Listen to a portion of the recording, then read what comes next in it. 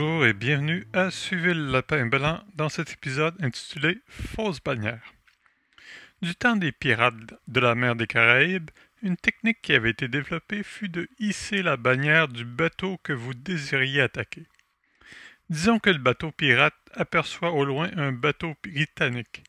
Il va hisser l'Union Jack afin de pouvoir s'approcher de sa proie sans qu'elle se méfie. Lorsqu'elle s'en rend compte du subterfuge, il est trop tard. Les pirates fondent sur le bateau britannique et le pillent. Plus tard, le concept fut réutilisé lors des guerres. Par exemple, durant la Seconde Guerre mondiale, les Alliés récupéraient des avions allemands qu'ils utilisaient afin de s'infiltrer en territoire ennemi, sans trop se faire remarquer. De nos jours, les fausses bannières désignent des opérations obscures destinées à créer de la confusion dans le public. Il s'agit souvent d'attentats. Le gouvernement et les médias de propagande sont souvent de mèche. Comment savoir s'il s'agit d'une fausse bannière? Interrogez les motivations. Tuerie de Las Vegas. Quelle est la motivation de Stephen Paddock? Il se serait radicalisé, ayant développé une sympathie pour un groupe islamiste radical. Est-ce crédible? Pas vraiment.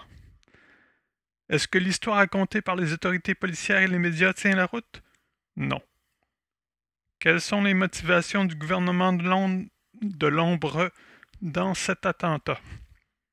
Générer un traumatisme, de la peur, pousser des mesures de contrôle, un État policier, faire de l'argent. Vente d'armes, système de sécurité, spéculation boursière. De fait, George Soros a spéculé des millions sur MGM avant l'attentat. Tuerie de la Grande Mosquée de Québec. Quelle est la motivation d'Alexandre Bissonnette? Il serait un xénophobe notoire. Au point d'entrer dans une mosquée et de tuer des gens qui s'y trouvent? De plein gré? J'en doute. Est-ce que l'histoire racontée par les autorités policières et les médias tient la route? Non. Quelles sont les motivations du gouvernement de l'ombre dans cet attentat? Générer un traumatisme, de la peur, pousser des mesures de contrôle, un État policier, accroître l'acceptation de l'immigration islamique afin de pouvoir créer un catimini, un genre d'ISIS en sol canadien. De fait, George Soros s'est allié avec le gouvernement canadien afin de commanditer des immigrants choisis par la Open Society Foundation. Au final, les victimes le sont deux fois.